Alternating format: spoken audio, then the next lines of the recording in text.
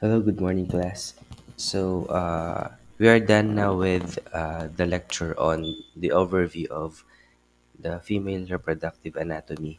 We now proceed to the lecture on, for today's lecture on female reproductive physiology. Basically, here we will tackle on folliculogenesis, oogenesis, endocrine control of the ovarian function, the ovulation or the ovulation phase, and the corpus luteum formation. So, first, what is folliculogenesis and what are its stages? Folliculogenesis refers to the development of ovarian follicles from primordial follicles to their final stage, which is called the follicle of Graaf or the Graafian follicle.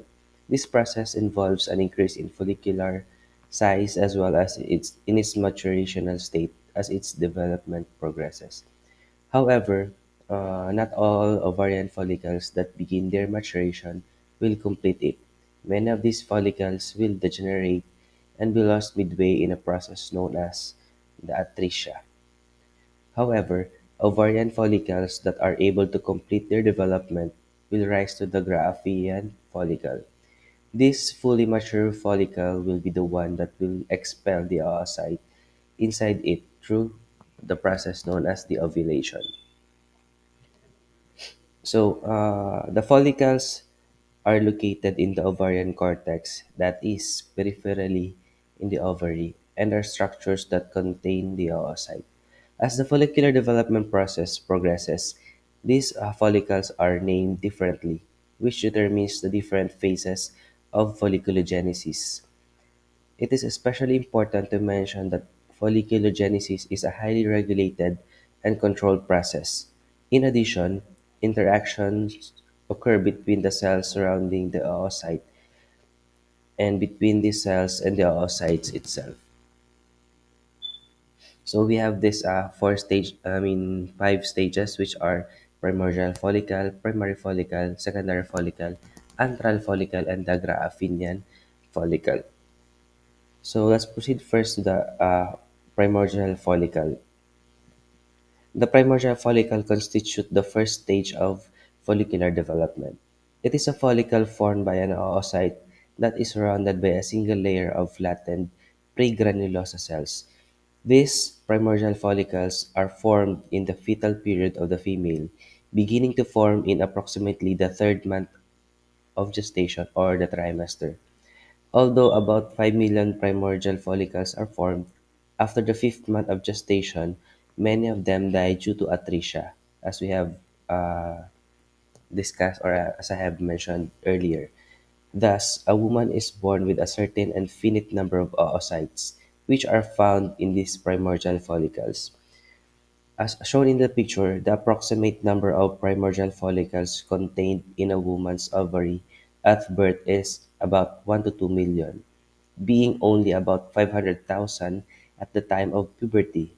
The loss of primordial follicles is constant until they are exhausted when a woman reaches menopausal stage. So in the primary follicle stage, the flat cells that surround the oocyte in the primordial follicle now become cube or die-shaped granulosa cells. In addition, the oocyte itself increases in size as well.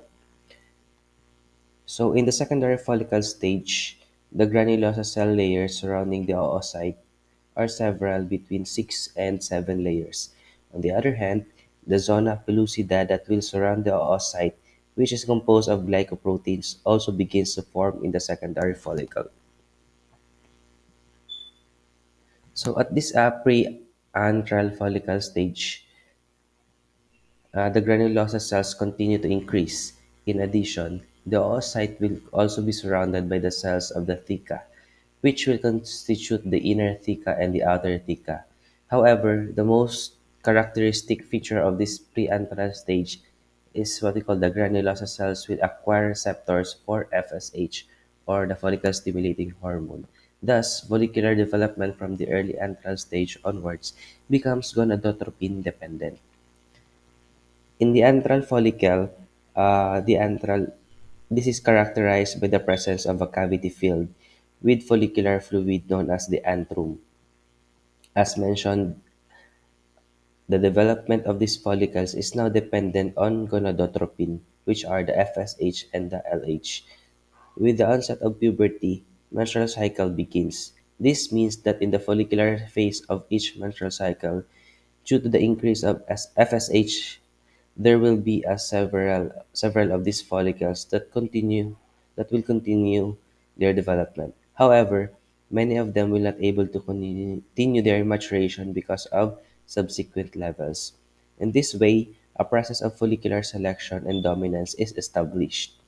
This means that many follicles will enter atresia, and only one of them, the most capable, will be able to complete its development in each menstrual cycle.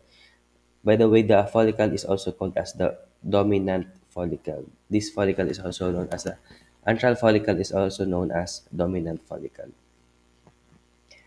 The last stage is the graph follicle or the graphinian, or we also call this as ovulatory follicle. It is the fully developed follicle, which will lead to ovulation of the oocyte it contains. Due to the growth of the antrum, the oocyte is located in one of the side of the follicles. The oocyte, however, remains surrounded by granulosa cells, forming the cumulus oophorus or the cumulus itself. When the when the gonadotropin peak occurs in the middle of the menstrual cycle, the cells of the agraaphinian follicle cumulus will produce hyaluronic acid. As a consequence, the cumulus will increase in size and acquire a mucus consistency. This process is known as the mucification of the cumulus and it is essential for ovulation to occur. On the other hand, once ovulation has taken place, the remaining follicular cells left in the ovary will give rise to the corpus luteum, as we will discuss it later on. This structure will produce estrogen and, in greater quantity, progesterone that will prepare the endometrium for possible embryo implantation. If pregnancy occurs, this corpus luteum will remain until approximately the fourth month of pregnancy. Conversely, if there is no gestation in the menstrual cycle, this corpus luteum degenerates.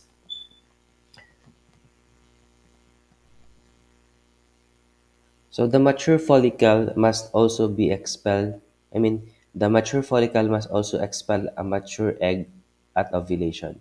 That is why the development of maturation of the oocyte, say for example the ovogenesis, must occur in parallel with folliculogenesis. The primordial follicle will contain primary oocytes arrested in the prophase of the first division of meiosis. Once puberty arrives, these primary oocytes will be able to continue their maturation. However, for this to occur, it is necessary that the follicle that contains them also advances in its development. In Graafian follicles, just before the ovulation, the peak of luteinizing hormone or the LH triggers the oocyte to resume meiosis. In this way, the primary oocyte will give rise to a secondary oocyte and the first polar corpuscle. This process could be related to the mucification of the cumulus explained earlier, since this expansion of the cumulus would diminish the inhibitory effect of meiosis that surrounding cells would be exerting on the oocyte. The oocyte, the secondary oocyte generated will be arrested in metaphase of meiosis 2 and will be ovulated at this stage, considered mature to the fallopian tubes. Finally, the secondary oocyte will be able to complete meiosis if fertilization by a sperm occurs. If this occurs, the secondary oocyte will produce a fertilized egg, or that we call zygote, and the second polar corpuscles. Otherwise, if not fertilized, the secondary oocyte will degenerate. Okay, so I hope you understand this one.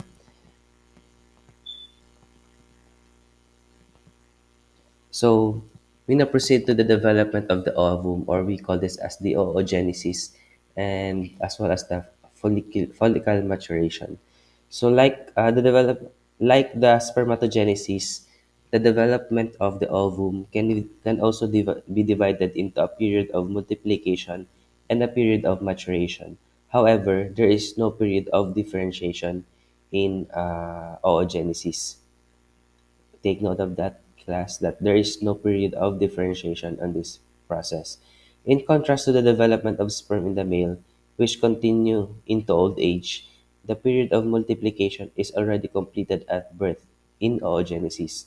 So the germ cells, or what we call the oogonia, develop into primary oocyte toward the end of the fetal period.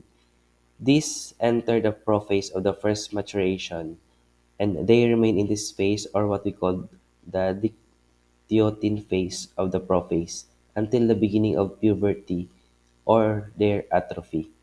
If an ovum matures after puberty, or we call this as follicle maturation, so the as shown in the picture, the primary oocyte ends the first meiotic maturation division shortly before ovulation. So it then forms two ova of different sizes, a secondary oocyte and a first polar body, each with a haploid set of chromosomes. You will see that in this stage after secondary oocyte. Okay, so the second meiotic after second meiotic maturation or division, um, the second meiotic maturation division is initiated during ovulation, and but it is only completed if the egg is fertilized. Okay, so this is the comparison of or the difference between spermatogenesis and the oogenesis. In the spermatogonium, both of them are diploid until they reach the stage one of meiosis, or the meiosis one. This haploid becomes two haploid cells, and then at during the meiosis two, in spermatogenesis, two haploid cells becomes four spermatids. Whereas on the the oogenesis, it will now just become uh, one o I mean one ovum, or the egg cell, and the other two are the polar bodies. And as I have mentioned earlier, there is no period of differentiation in oogenesis compared to spermatogenesis. We then now proceed to the endocrine control of ovarian function. So as we have seen, follicular development from the early antral follicle will depend on gonadotropin hormones, especially the follicular stimulating hormone. However, we cannot forget that the release of these hormones by the pituitary gland depends on the gonadotropin releasing hormone, or the GnRH, produced by the hypothalamus. In turn, luteinizing hormone, or the LH, will promote androgen production in the follicular theca cells. So these androgens may be converted to estrogens in the granulosa cells by the action of FSH. Thus, the estrogen surge produced by the dominant follicle is very important in controlling the cycle, as this is what will induce the LH surge necessary for ovulation. So take note of what I have said. Okay. So next is a period of ovulation. Ovulation is the process whereby a mature egg cell is released after developing into woman's ovary. In the course of development from primary to secondary follicle, as what we have described earlier, and eventually to Graafian follicle, the follicular epithelium divides, and under the influence of FSH, it forms several layers. So the cells surrounding the follicle are hormonally active and secrete female sex hormones, say for example estradiol, which reach the uterus by the way of bloodstream and cause the mucosal cells to proliferate, or we call this as the proliferative phase. This is what also shows the pictures as same as before. So the cavity, or the antrum of a tertiary follicle, is filled with fluid rich in hyaluronic acid, and proteoglycans, and is enclosed by multi-layered follicular epithelium consisting of granulosa cells. The oocyte lies within a clump of granulosa cells called the cumulus oophorus. So the granulosa cells surrounding the oocytes are called the corona radiata. They supply nutrients to the oocyte and are connected to it by the gap junctions. So the oocyte is closely enveloped by a layer of glycoproteins, as what I have shown here. And these glycoproteins are largely produced. The We call this as the zona pellucida. This structure plays a major role in fertilization and in the early development of the embryo. Remember that zona pellucida that we have discussed probably before. So, in the middle of the menstrual cycle, one of the mature tertiary or the Graafian follicles move toward the surface of the ovary. The pressure of the fluid in the follicle, together with the enzymes, initiate ovulation. So, the fluid pouring out the follicle floats the ovum surrounded by several surrounding follicular cells or the corona radiata from the follicle into the distal end of the fallopian tube, which grasps the ovary with its fimbriae at the time of ovulation. Suction in the fallopian tube brings the ovum into the ampulla, where fertilization takes place. So the fertilization takes place in the ampullae tubae or the ampulla. If the ovum is not fertilized within 12 hours, again it perishes. Or this it in other words it disintegrates. Okay,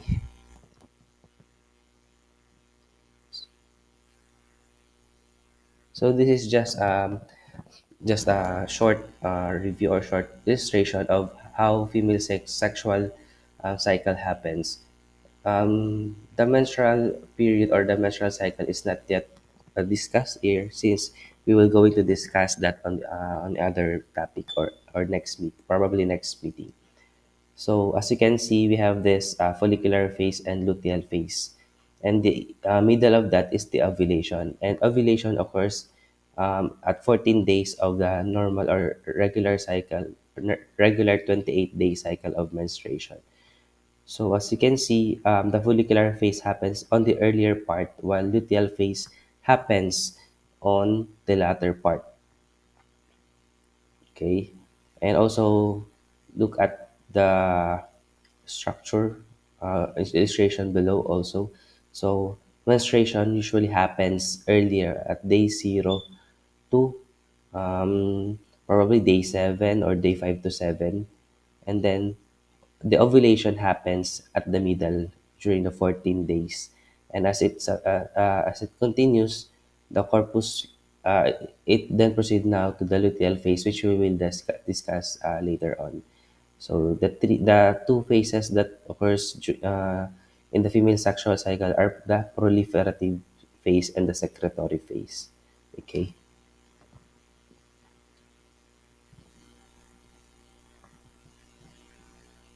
So basically, in ovulation, um, there are signs and symptoms of ovulation. So first is, um, although there are many signs and symptoms, these are the most common. So the basal body temperature stays high, and it increases from zero point 0.2 to zero point 0.5 degrees Celsius during ovulation due to the increase in the levels of progesterone after releasing an egg. So number two is there is also an increased vaginal discharge. It changes its consistency and increases its amount. It becomes more elastic and jelly-like to allow the passage of the sperm through the cervix. It is due to an increase in the level of the estrogen. So next is that there are also cervical changes. It will rise and its texture becomes softer. Also, it relaxes to allow the cervical opening to open up enough as to allow the passage of sperm. And lastly, there is pain. Cramps or discomfort in the lower abdomen happen due to a ruptured ovarian follicle. More often than not, these changes go unnoticed by the woman, but could be detected by paying attention to your body signs. We call this pain as this abdominal pain as Mittelschmerz. So it is the abdominal pain in the region of the ovaries at the time of ovulation, either generalized or an alternating size of the abdomen corresponding to the site of the ovulation. The last phase of the female sexual cycle is the corpus luteum formation, or we call this as luteal phase. So luteal phase. So here, um, the corpus luteum under the influence of pituitary luteinizing hormone, the follicular epithelium left in the ovary is transformed within a few days into a corpus luteum, and it begins to secrete luteal hormones. Example of luteal hormones are this progesterone. So this acts on the uterine mucosa to prepare it for nesting of the fertilized ovum, or in preparation for the secretory phase. So if fertilization occurs, the germ cell takes over the secretion of chorionic gonadotropin, or the HCG, or the human chorionic gonadotropin, which in turn stimulates the corpus luteum to secrete more progesterone. The corpus luteum becomes a corpus luteum of pregnancy and fulfills its task up to about the fourth month of pregnancy. After after it degenerates and the placenta takes over the function of the corpus luteum, if the ovum is not fertilized, the corpus luteum stops functioning after about 2 weeks. We call this as the false corpus luteum, or the corpus luteum of menstruation. So as the progesterone level declines, the uterine mucosa undergoes menstrual bleeding, and the mucosa is sloughed off. That's why menstruation happens in this process. Okay.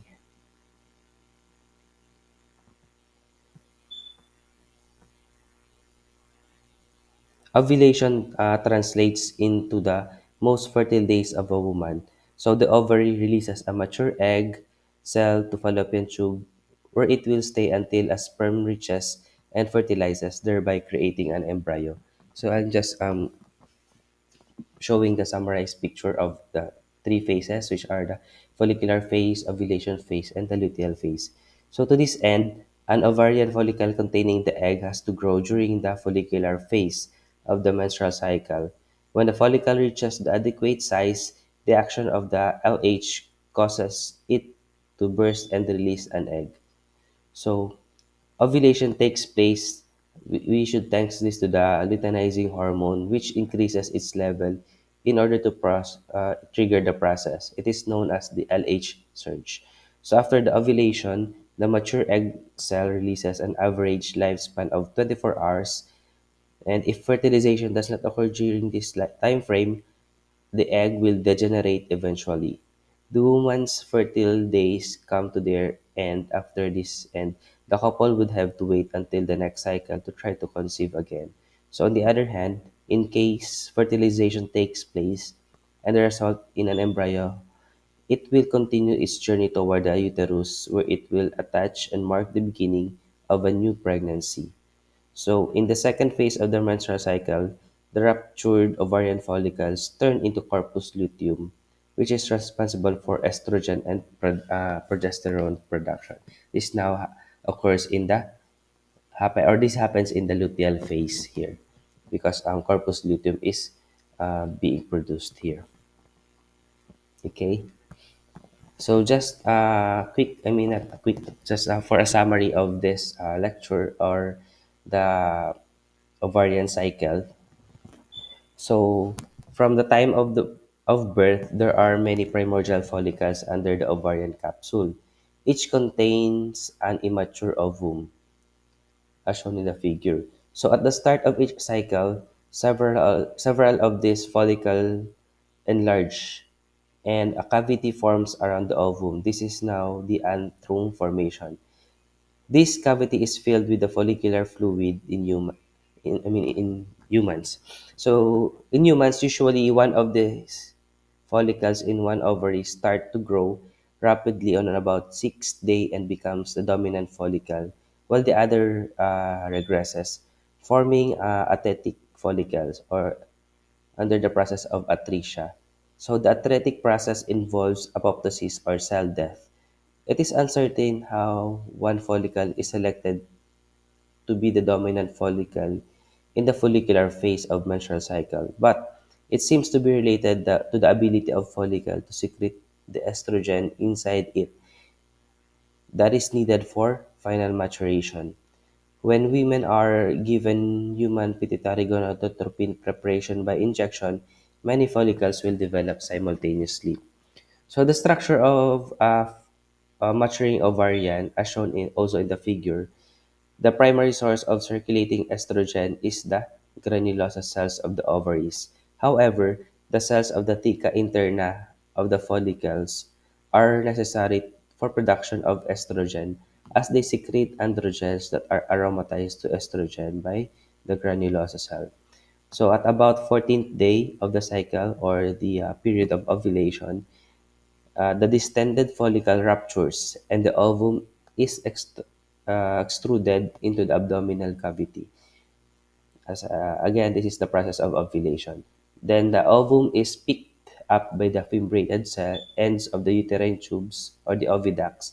It is then transported to the uterus, and unless fertilization occurs, out to the vagina. So the follicle that ruptures at the time of ovulation promptly fills with blood, forming what is sometimes called a corpus hemorrhagicum. So minor bleeding from the follicle into the abdominal cavity may cause peritoneal irritation and fleeting lower abdominal pain. That's why we have this dysmenorrhea, or sometimes there are also metal smears, as we have tried to define earlier. So the granulosa and the theca cells of the follicles lining promptly begin to proliferate, and the clotted blood is rapidly replaced by yellowish lipid-rich luteal cells, forming the corpus luteum, which happens during the luteal phase. This initiates the luteal phase of the menstrual cycle, during which the luteal cells secrete estrogen and progesterone. So same lang naman yung mga sinasabi natin earlier. So that's the summary of the ovarian cycle. So any questions with this, with our lecture? So if you have questions, you cannot not ask questions as of now. Then you might just message me in my messenger if you have any questions regarding the lecture. So just have for a quick recap, we discussed follicogenesis, oogenesis, endocrine control of ovarian function, ovulation, and the phases also of ovulation, and the corpus luteum formation or the luteal phase. Okay, so if you have no more questions, our next topic will be on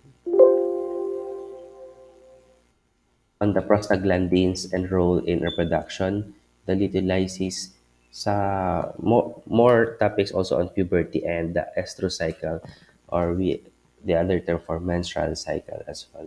We will discuss thoroughly menstrual cycle next meeting. Okay, so if you have no more questions, then let's call it a day, and um, maybe you can study this lecture and be prepared for quiz after. Okay, thank you.